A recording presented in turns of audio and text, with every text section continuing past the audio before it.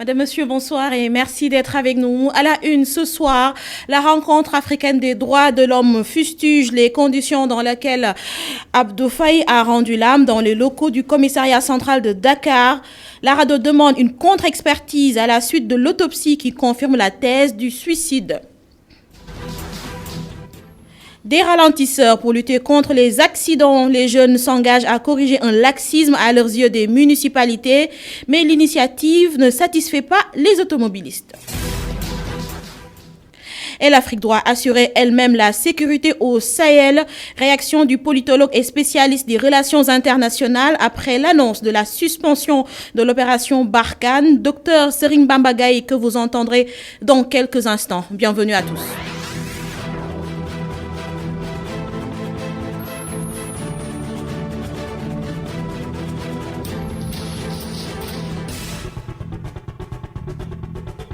D'abord, Tambacounda, un enfant âgé de 7 ans perd la vie au quartier Kandéri, situé suite aux fortes pluies qui se sont abattues sur la ville de Tambacounda. Cherna Koulibaly est élève à l'école franco-arabe. C'est un bâtiment qui s'est affaissé sur lui ainsi que sur sa maman qui est en état de grossesse de 6 mois. La mère est actuellement internée à l'hôpital régional de Tambacounda. Décès de Abdou Faye dans les locaux du commissariat central de Dakar. La rencontre africaine des droits de l'homme RADDHO demande une contre-expertise suite au rapport qui confirme la thèse du suicide. Sadir Niass, le secrétaire général, est au micro de Mamadou Dian et Moussa Fall. On a sorti un communiqué pour dire que toute mort en détention est une mort suspecte. Ça, c'est le principe.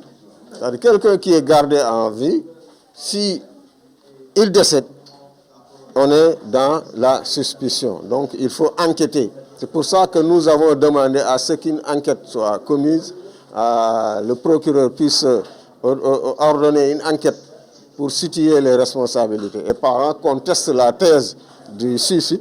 Dans ce cas, il faut peut-être une contre-expertise pour pouvoir confirmer davantage la thèse du suicide. Même si en cas de suicide, effectivement, nous avons dit que la responsabilité aussi de l'État est engagée. Une personne gardée à vie ne devrait pas se suicider, ne devrait pas disposer de moyens pour se suicider, que ce soit des cordes ou autre chose, en tout cas d'outils, de moyens, d'objets pouvant l'aider à se donner la mort. Ça, c'est de la responsabilité, effectivement, de la police, quel que soit le cas. Prise en compte de l'injustice subie dans le rapport de la commission d'enquête sur les exactions de Yaya Jammeh, la position du Sénégal sur la question. Voilà ce qu'on peut retenir du point de presse tenu aujourd'hui par les victimes des violations des droits de l'homme en Gambie au siège de la RADDHO. Mamadou Dian, Moussa Fall signe le compte-rendu. Les victimes des violations des droits humains en Gambie réclament justice. Ces Gambiens disent avoir subi des exactions pendant les 22 ans du règne de Yaya Jammeh. Aujourd'hui, ils demandent réparation. Les victimes des violations de droits attendent en vain des actes forts allant dans le sens de rendre justice, mais aussi de les réparer.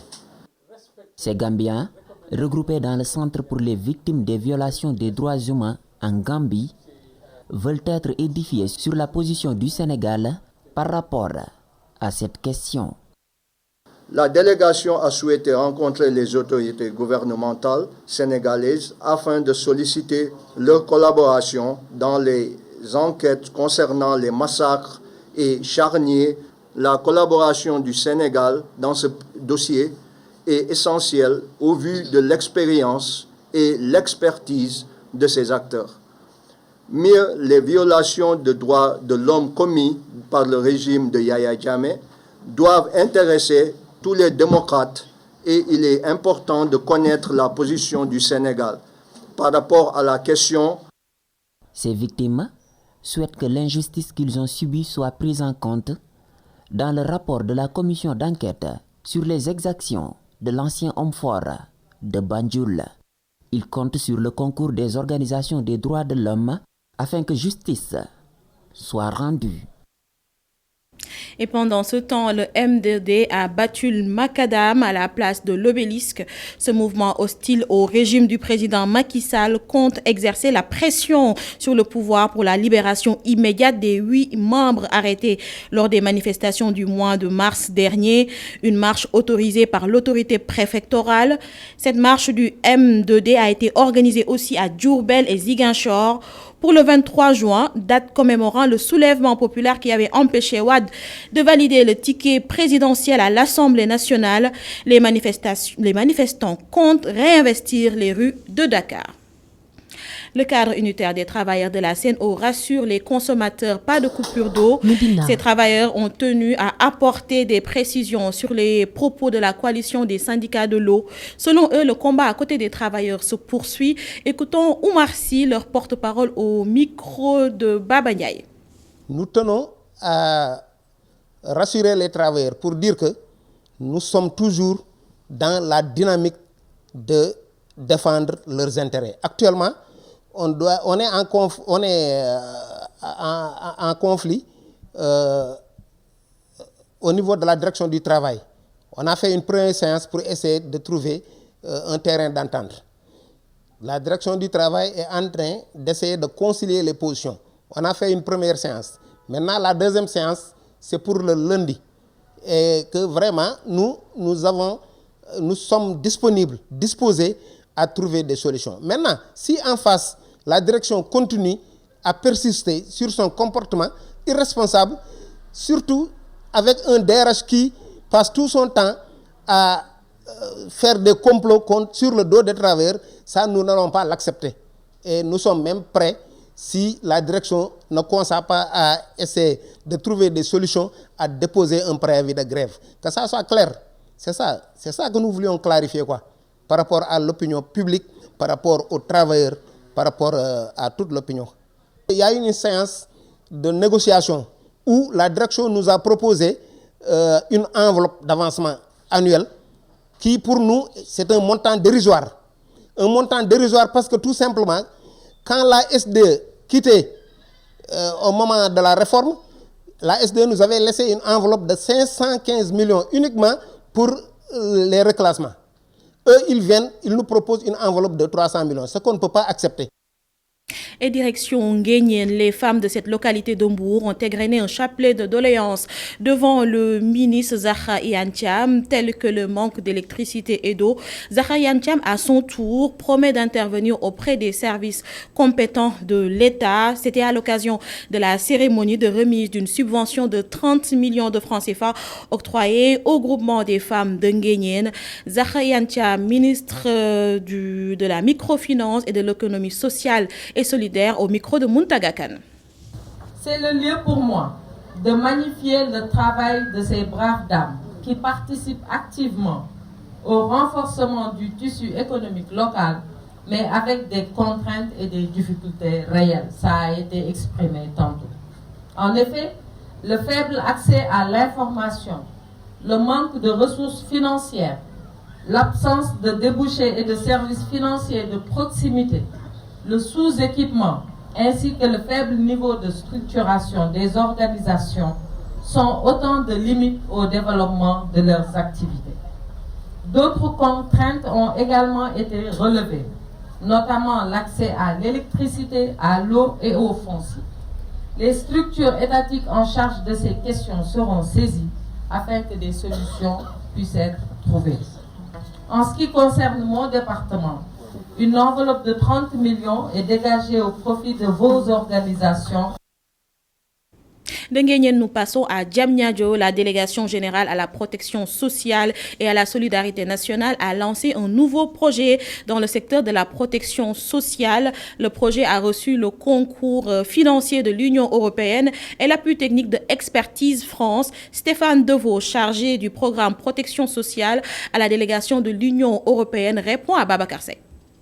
Alors le projet, c'est un appui en matière de savoir-faire, de compétences, d'expertise pour déployer à large échelle et permettre une montée en gamme, une montée en puissance des dispositifs déjà existants au Sénégal de protection sociale.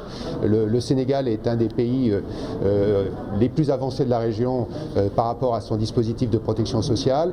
L'ambition, l'idée aujourd'hui, c'est de le déployer à plus large échelle de manière à en faire profiter davantage de monde et à, je dirais, renforcer, rendre plus efficace, muscler sa gouvernance et son fonctionnement. Donc c'est l'objet de ce partenariat. Alors la durée, c'est sur 2 ans. Donc c'est un appui je dirais, d'expertise, de savoir-faire, de partage de compétences pour appuyer au service du dispositif national de protection sociale, au service de l'inclusion, c'est-à-dire dans une dynamique d'émergence qui est celle dans laquelle le Sénégal s'est placé résolument. Il est important que tout le monde soit à bord. Il est important que chaque individu, en particulier les plus vulnérables, soit en mesure d'apporter leur contribution et de fonctionner, d'agir comme de véritables acteurs économiques, des acteurs économiques à part entière.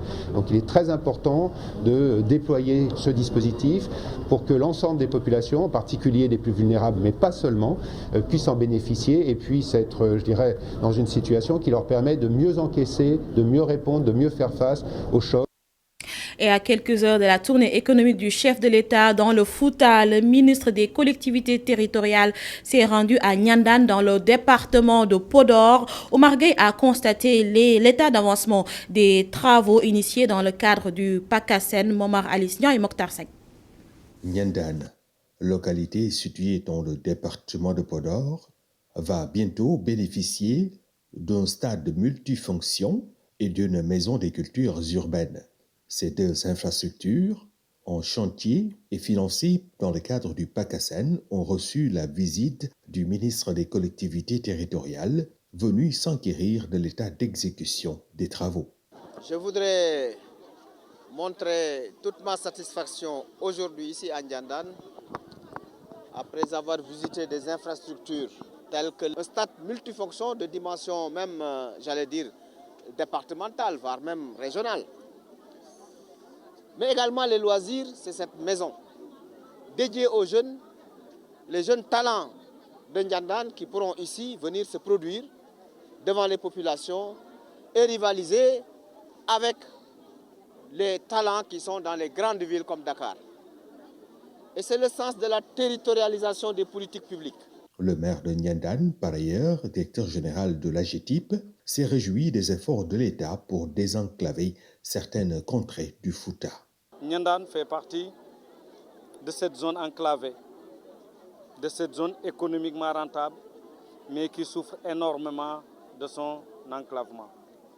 Son Excellence, le président Macky Sall, passera 3 jours dans le département de Podor pour inaugurer les tronçons déjà terminés et lancer les autres tronçons restants.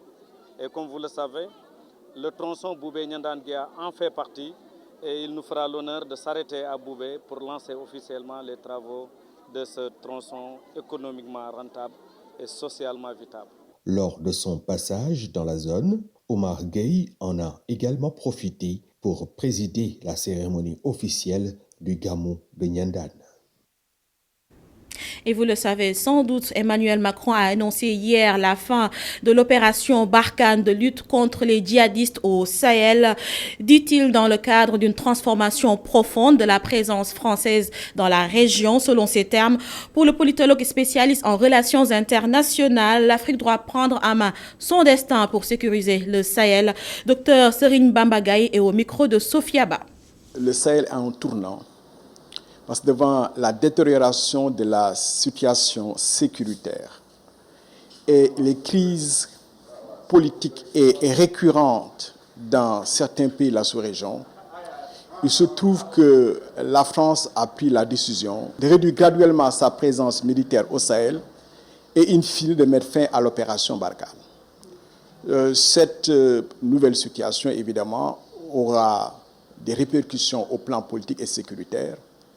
Mais également, cette situation montre que le fait que les pays sahéliens aient sous-traité pendant très longtemps leur sécurité, en faisant de la France la puissance tutélaire au Sahel, cette situation aujourd'hui a montré ses limites. Et aujourd'hui, nous avons le dos au mur pour pouvoir penser à l'interne les voies et moyens permettant aujourd'hui de sécuriser le Sahel et de faire face à un ensemble de menaces d'ordre asymétrique, menaces liées à des tensions sociales, politiques et géostratégiques pour, in fine, avoir une perspective africaine pour faire face à ces situations. À l'évidence, nous devons tirer comme leçon face à ces situations que tant que nous n'allons pas prendre en main notre destin, il nous sera très difficile aujourd'hui de sécuriser le Sahel. Et cette prise en main passe par une mobilisation d'envergure de l'ensemble des filles et des fils du Sahel pour pouvoir penser de manière endogène les voies et les modalités à travers lesquelles nous devons inverser cette tendance lourde. Cette suspension de l'opération Barkhane annoncée fait couler beaucoup d'encre dans le pays de Marianne même. Des Africains, notamment maliens, demandent à la France de ne plus s'immiscer ainsi ni dans les conflits ni dans les politiques de développement en Afrique. Correspondance en France, Abdoulatif Diop.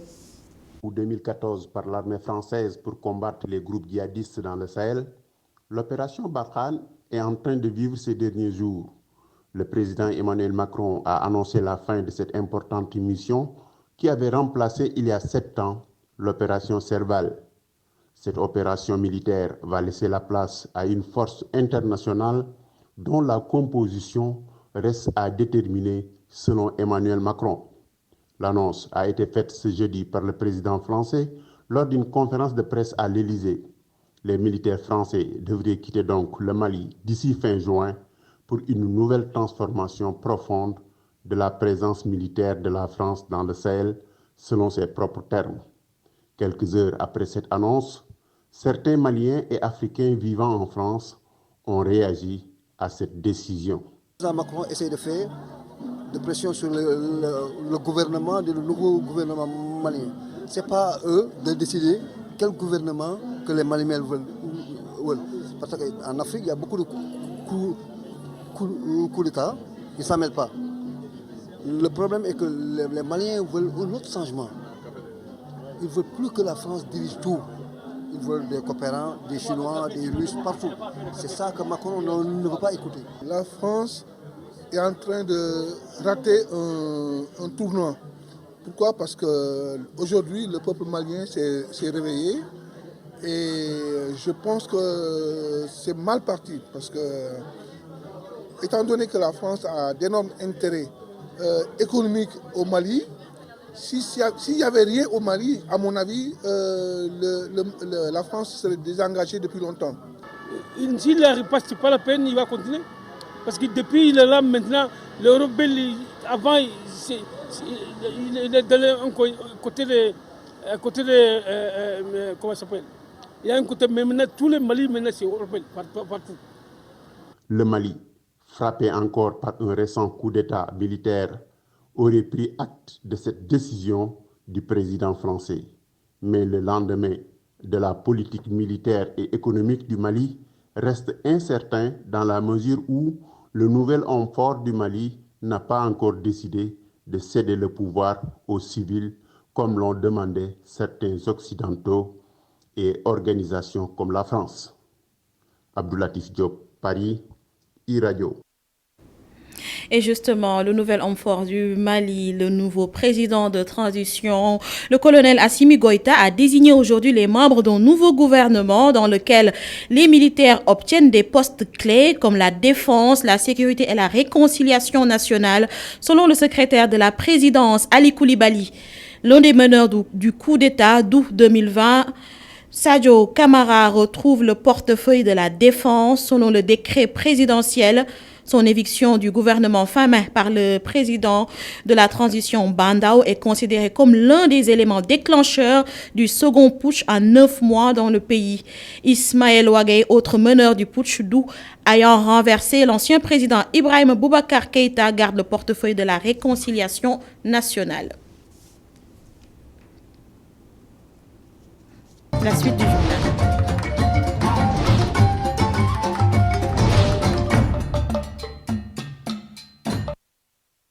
L'Afrique s'ouvre ce soir Bon, Ali Bongo Ondimba a reçu en audience Jean Eyegendong, qui est le dernier premier ministre de Omar Bongo Ondimba. Pourtant, Eyegendong est en soutien de l'opposant Jean Ping depuis la présidentielle de 2016. Il dirige par ailleurs la coalition Nouvelle République. En ligne de Libreville, notre correspondant Aziz Adewale Chandi. Bonsoir Aziz, Jean Eyegendong et Omar Ali Bongo Ondimba ont parlé de quoi durant cette audience? Bonsoir.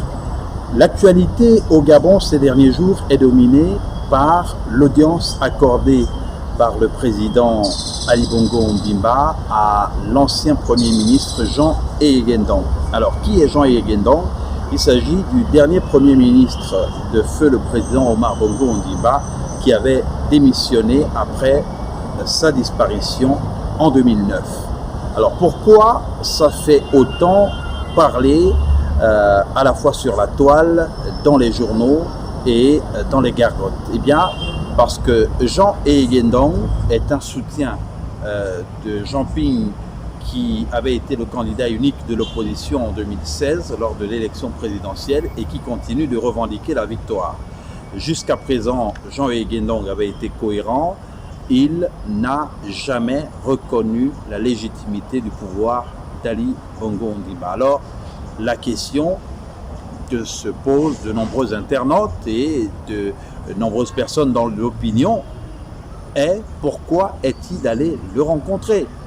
Jean Eyegendong a expliqué qu'il a pris l'initiative de rencontrer le président Ali Bongo Ondimba malgré les divergences politiques qu'ils ont eues pour des raisons personnelles, pour débattre de questions politiques. Il s'en est suivi un message du président Ali Bongo Ondimba dans lequel il dit être disposé à accueillir tous ceux qui souhaitent apporter quelque chose à la construction de la nation. Donc le débat continue. Beaucoup ont estimé que Jean Eyegendong préparait son retour au Parti démocratique gabonais, le parti au pouvoir, comme ça a été le cas pour René Ndémézo-Obiang, un autre ancien du PDG qui avait rallié l'opposition et qui avait été un soutien de Jean Ping avant de bien sûr faire cette militants de l'opposition, certains inconditionnels de l'opposition radicale considèrent que Jean Eyegendong n'aurait pas dû aller rencontrer Ali Bongo. Ils estiment que lorsqu'on a une position, on doit pouvoir la garder, elle doit être tranchée, et d'autres sont tout à fait favorables à cette façon de se rencontrer quand c'est dans l'intérêt supérieur de la nation.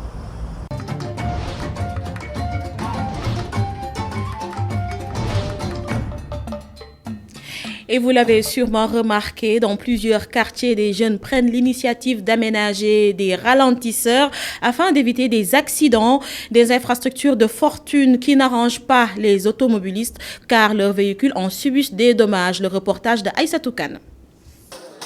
Médina, rue 25, le chef de quartier reconnaît qu'il n'est pas normal que les jeunes puissent aménager eux-mêmes des dodanes sur la route.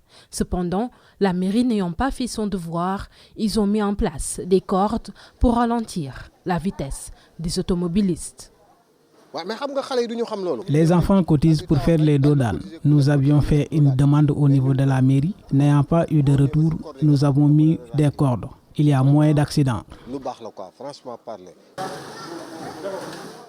Ce conducteur de scooter habitant le quartier ne voudrait pas offusquer ses voisins. Mais il est contre, car les ralentisseurs tels que les cassis répondent à une réglementation. Comme nous vivons dans un quartier populaire, nous devons faire très attention aux enfants. Mais les cassis gâtent nos amortisseurs car ça a une forme très fine parfois. Même les taximans ont du mal avec ces cordes. Un procédé constaté dans plusieurs quartiers et qui détériore les voitures. Pour ce taximan, la solution, c'est de le confier aux professionnels agréés. Il ne s'agit pas de protéger les enfants. Ces jeunes n'en font qu'à leur tête. Nos voitures se détériorent à chaque fois. On est obligé de faire recours aux mécaniciens. On retrouve ça partout. Il y en a à Koloban, à la Médina, à Guédiawaye, partout dans Dakar. La solution est simple. que l'État aménage des douanes lisses. En plus de causer d'énormes dégâts aux véhicules, les ralentisseurs augmentent également la consommation en carburant. Les conducteurs demandent aux maires de veiller au respect des normes internationales. Et c'est la fin de ce 1945. Restez informés sur www.emedia.sn à suivre à 21h45 Intérêt général avec Khalifa Diakhaté. Je vous retrouve demain pour un autre journal. Bonne soirée.